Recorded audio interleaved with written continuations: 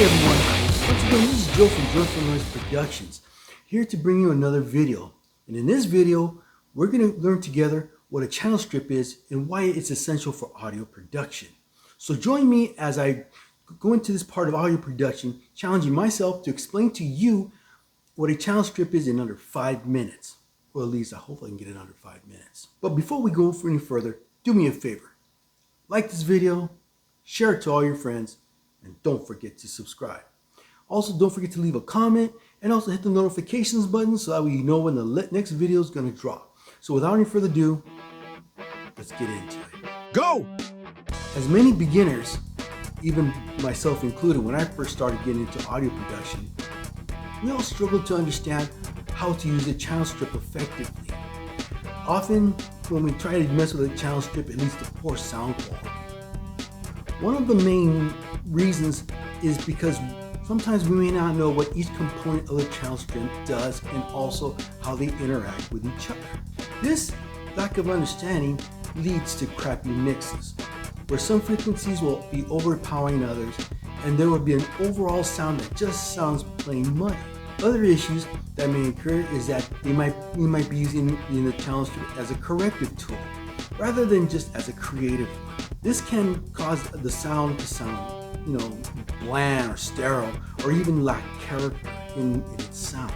And another thing that also is done is that sometimes there's a reliance too heavily on presets without understanding what's actually going on, quote unquote, under the hood. This can result into sounds that don't sound tailored, or they don't sound like the band like they're supposed to sound like.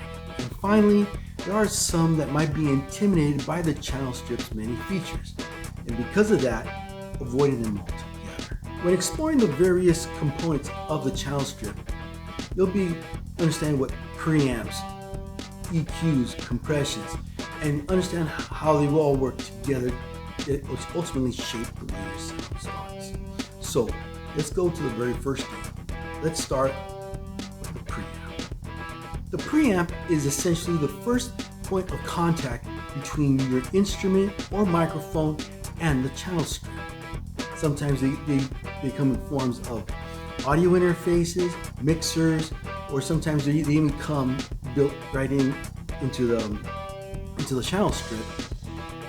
This is what boosts the signal to the level that's strong enough to process the rest of the channel strip. That's why it is said in audio production, you get the sound right at the source. So when you deal with the sound, you want to make sure that your mic placements are right, make sure if you're singing, you get your vocals the way they should be, all that. And that's where it all starts, right at the source, which begins at the preamp. The equalizer, or the EQ as it's called. The EQ or equalizer allows you to boost certain frequencies or even cut certain frequencies in your signal.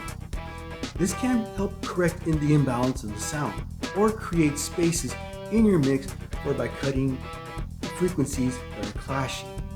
Now, the one rule of thumb is always before you EQ is always to make sure you're able to get the balanced mixes.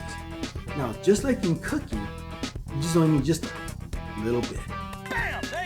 So you don't really need to be overusing the EQs. Just make sure your sounds are balanced first. Then you use the EQ to kind of fine tune or tailor the sound the way you want it to sound. The compressor. The compressor often helps even out the dynamic range of your signal, which means that the quiet parts are brought down to where the lower parts are at. So think of a water hose and a spray nozzle. When you open up the faucet, everything spreads all out. But when you put a hose to it, everything comes out in uniformity. That's basically how the compressor works for the most part. It's to help even out the sound so it can be able to sound all what they say glued together. Now, when you put both of them, when you put both the EQ and the compressor in conjunction with the preamp, you put them all together and they're going to shape the tone and the dynamics of your actual true sound. For example, you might EQ some, to get the high end of the vocals to come out. Then you would use the compressor to control the level of the vocal, so that way it would prevent it from getting too loud.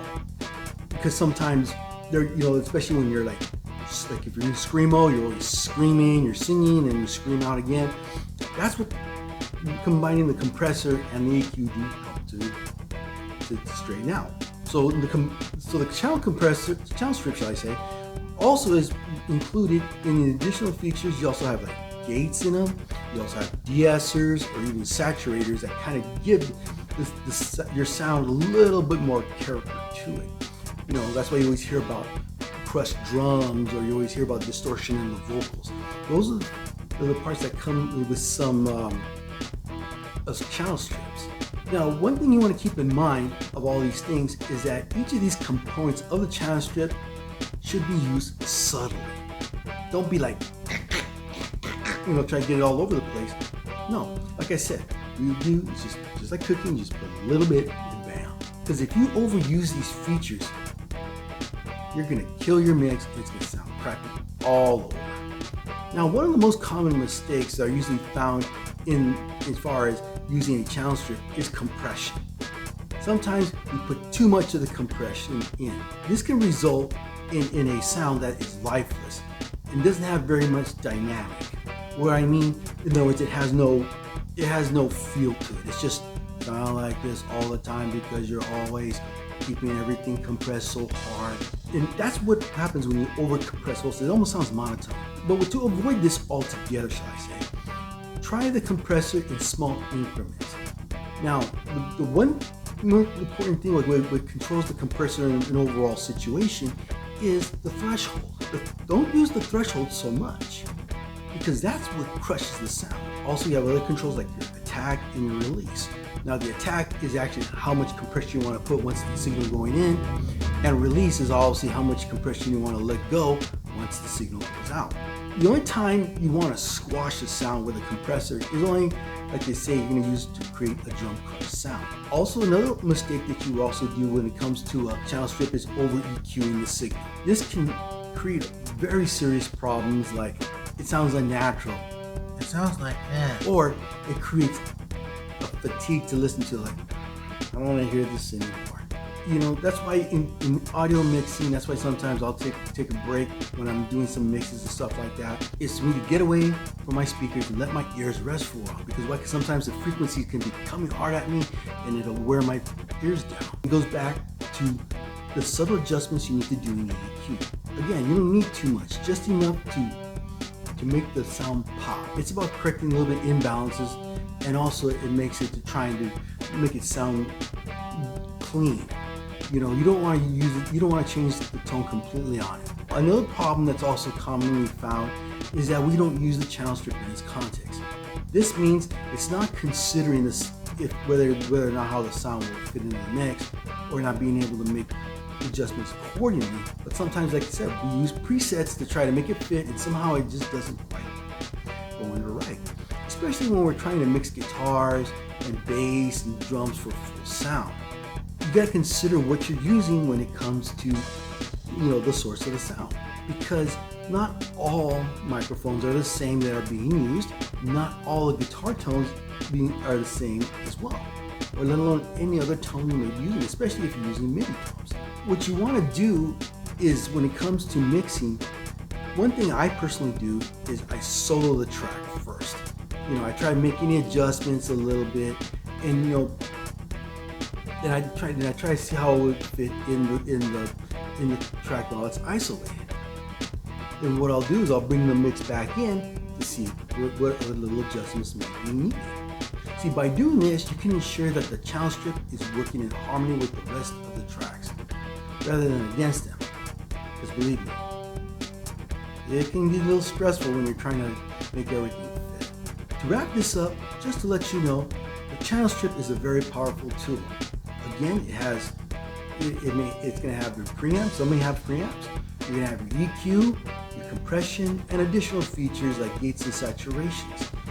And those tools are used to shape the tone dynamic of your sound and to bring it up to a professional level. Hopefully, in this little crash course, we'll understand how each of these components of the channel strip can be effective. So you can create a balanced mix that's cohesive and engaging. And again, that's just me spouting out. But you tell me what you think. Again, leave your comments in the comments. Any comment doesn't matter. Again, hopefully, I'm thinking I might be probably doing a tutorial where I kind of show you my approach. Everybody in the internet has their own approach. Me, I have my approach in the way I like to do things as well, which is pretty much in common with a lot of, or at least the starting point for a lot of other people on, other mixers that are on YouTube approach their mixes. So again, don't forget to like this video, share it to all your friends, and don't forget to subscribe, and also don't forget to hit the notifications. So until next time,